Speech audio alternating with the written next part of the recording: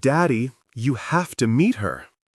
The line landed like a pebble in still water, small and round and sending out ripples that made everyone look up.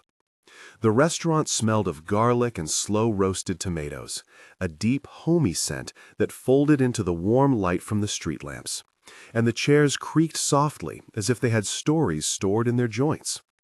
Claire had come in with a single tote bag and a pocket full of unpaid bills, hair tied back with a faded ribbon, and the table reserved in her name felt oddly ambitious for someone who had learned to be invisible. Maya sat on the bench opposite, legs swinging, a plain mug of lemonade cooling beside her, and she had the frank confidence of a child who noticed things adults tried to hide. "Daddy, you have to meet her," she said again, and the man in the doorway stopped mid-step. For a breath, the room held its sound, as if the world were waiting to see what would happen when a little voice rearranged adult plans. The promise was understated and enormous at once. A blind date that began as a joke might open a door nobody expected. Maya was the kind of child whose fingers left flour dust in the shape of tiny stars every time she helped at the bakery on Saturdays. She tugged Claire forward with both hands. "Sit, sit, sit," she said, and Claire sat, folding her hands around the rim of a chipped mug until her knuckles went white. "You okay?" Maya asked, eyes almost too steady.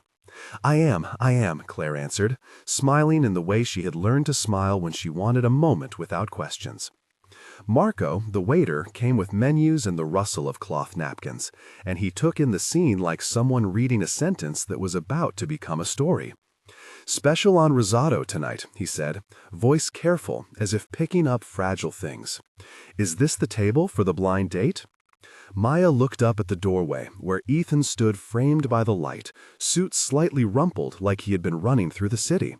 And she nodded with the solemnity of someone officiating a small miracle. "Yes, this is the table." Ethan's face softened in a way money could not buy. He stepped forward and the room breathed again. "Hi," Ethan said, and he sounded both surprised and relieved. "I am Ethan." "Claire," she replied, and her name felt, for a second, like it belonged to someone with a proper seat at a table. "Maya told me you might come."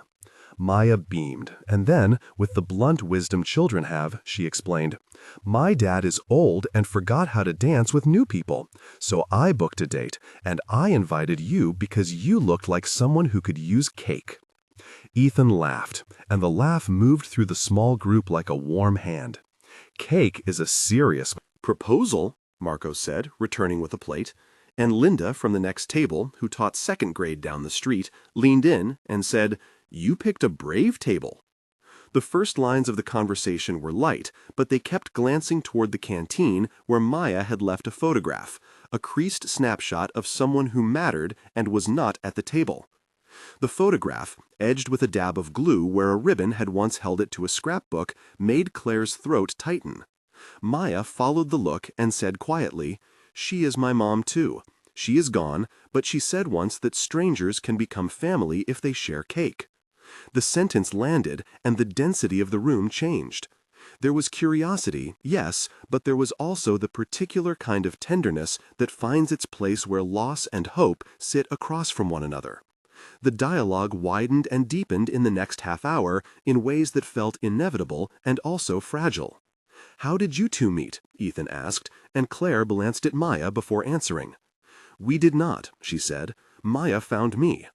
I was in line at the community pantry with a list so long my hand hurt, and she asked if she could sit next to me because she said I looked like someone who could tell a good story." "She always knows," Maya said, swinging her legs. Then, more serious, "I want a family that has cake all the time." "You will get tired of cake if you eat it every day," Ethan replied, smiling, and Claire laughed in a sound that was part surprise and part relief. "What do you do, Claire?" he asked. "I patch clothes at home, and I work at the florist on Saturdays. I make corsages, and I forget to charge half the people because I like seeing them happy." "That is a gift," Ethan said. "I design things that go into other people's hands, mostly gadgets and software that decide when lights turn on and off.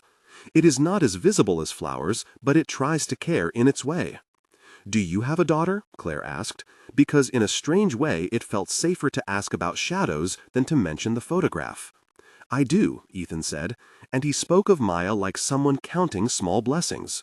"Her name is Maya, and she had a test at school today, and she bribed me with lemonade to remind me to come." Marco refilled mugs. Linda smiled. Mr. Patel from the corner table nodded.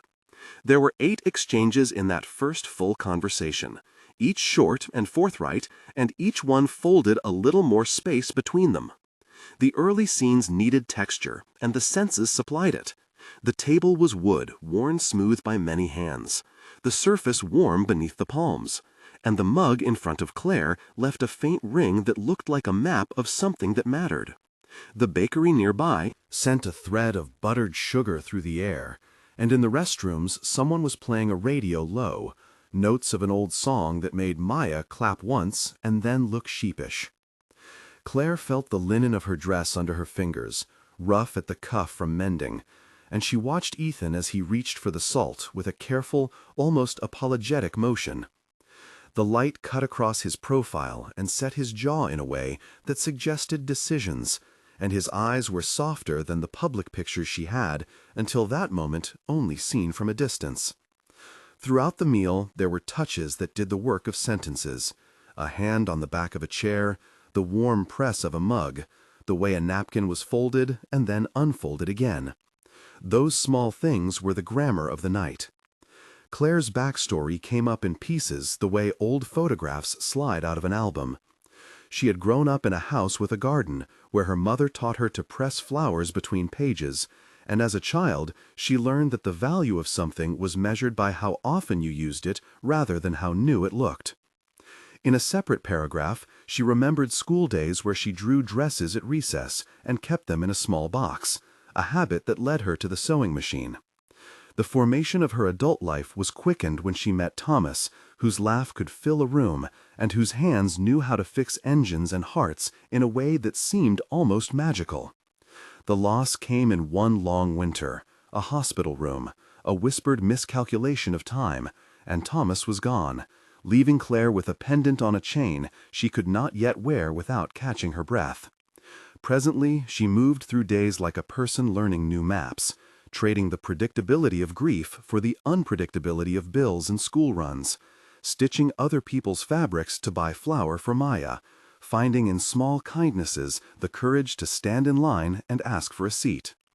The backstory was about habit and repair, about learning to stitch life together when the pattern of it had torn, and it tied directly into why she sat at that table, why she felt both ashamed and proud to accept a cup held out by a stranger who was, in fact, a father. At about this point in the evening, something shifted publicly, and the narrative needed a small cliff. The man who was Ethan's business partner, Jonah, walked in with a reporter in tow, a camera that clicked in soft, deliberate beats, and the air tightened. Jonah had a laugh that filled rooms, but not tables, and when he saw Maya, he smiled in a way that included both mischief and calculation. "Ethan," Jonah said, voice bright, "I thought I would find you in the boardroom." And the reporter, Sarah, scribbled and inhaled like someone who feeds on moments. "This is a surprise," Ethan said, nodding, and Claire felt her pulse rise. She had a pendant, yes, folded deep in her pocket, but she had no photographs of her life that belonged in a column. Marco placed a plate of cake between them, as if offering a shield. The arrival of an outsider with a public pen made the small scene feel suddenly porous, and every exchange carried a new risk. The restaurant, which had been a warm, private hearth, became a room with transparent walls where everyone could see in and nothing was private. The next conversation became a test. Maya announced loudly, perhaps out of bravado, or perhaps to protect the fragile arrangement, "My dad runs a company that makes lights blink."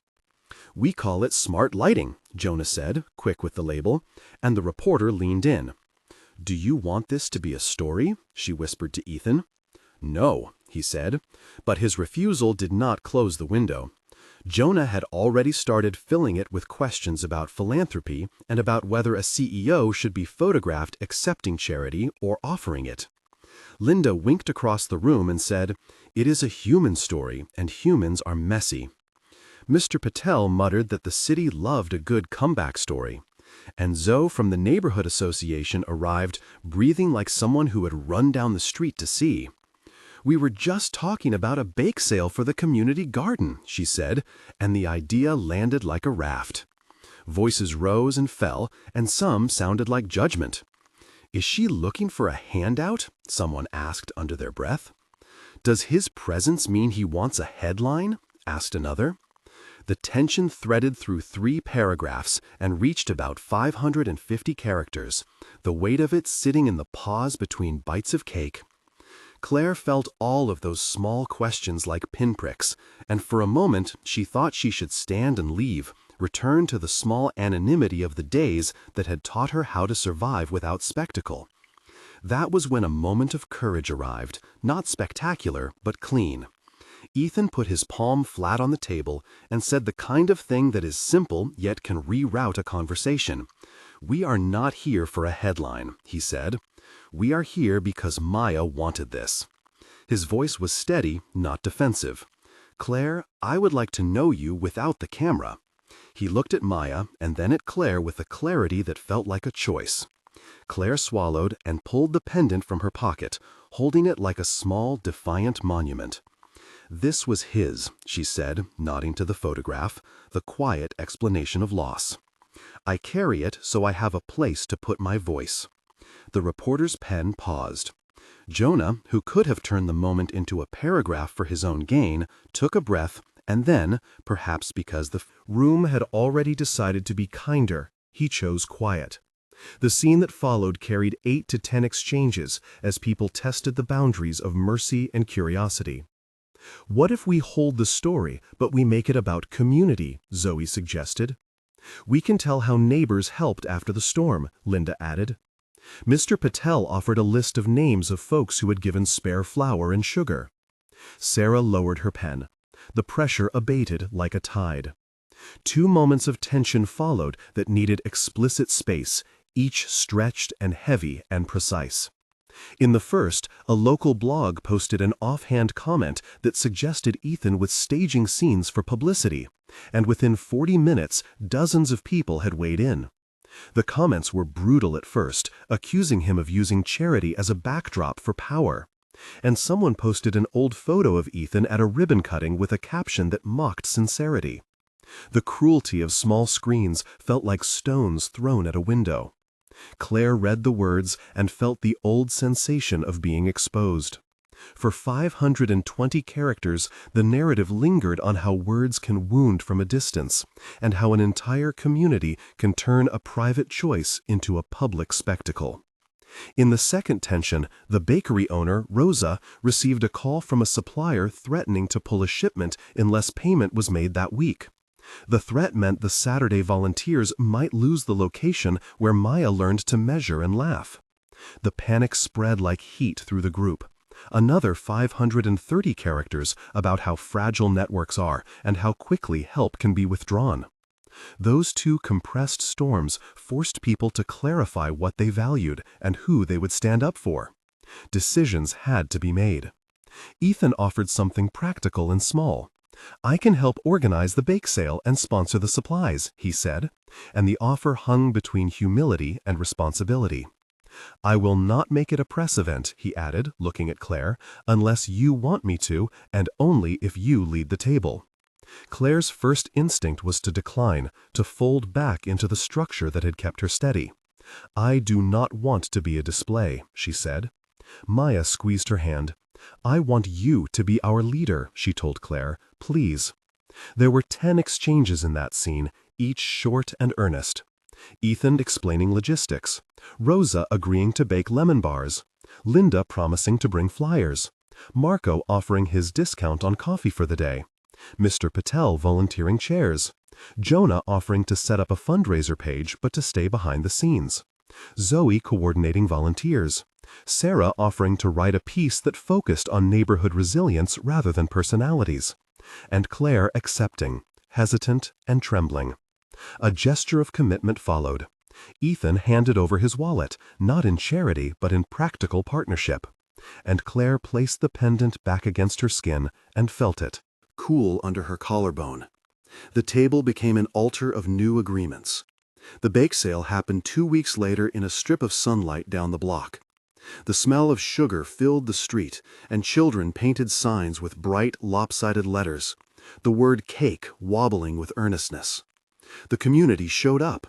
Rosa with trays of scones, Marco with a thermos of coffee and a stack of mugs, Linda with a stack of flyers from the school, Mr. Patel with a box of second-hand chairs, Jonah and his team helping to lug tables, and Sarah writing in a notebook and choosing to place humanity before a headline.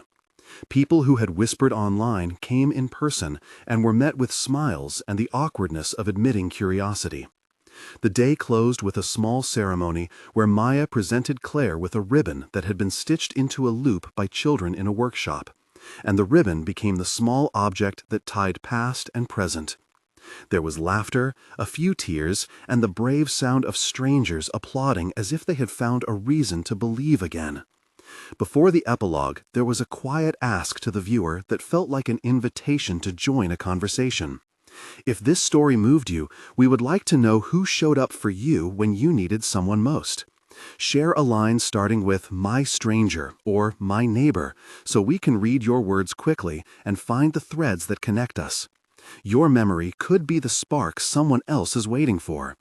We read every comment, and we choose stories like this because they remind us that small acts gather into real change. Go ahead now and leave your sentence, then come back to see how the story continued for Claire, Maya, and Ethan. The celebration that followed the community effort was simple and real.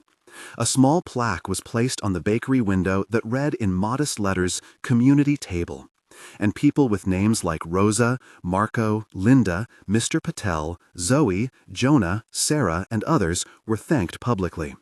The company Ethan co-led a donation to the neighborhood garden in the name of the bake sale, and Jonah arranged for a set of chairs to be painted by local kids to be donated to the community center. The publicity that had once threatened them shifted into something gentler when Sarah chose to write a piece that emphasized solidarity instead of spectacle. At the heart of the celebrations, Claire learned to take a seat without shrinking, to ask for help without shame, and to accept that some people wanted to give without wanting a story in return. Maya slept with a clean apron by her bed and woke with a grin that was resistant to worry. Ethan, who was used to solving logistical problems with spreadsheets, found himself learning to listen in ways that did not require action plans, and his daughter taught him how to be patient with the messy parts of connection. 1 month later, Claire kept a list of small changes. The community table had a weekly slot for repairs and clothing swaps run by volunteers, and Rosa and Marco had started an early morning coffee group where people could chat without the pressure of being interesting.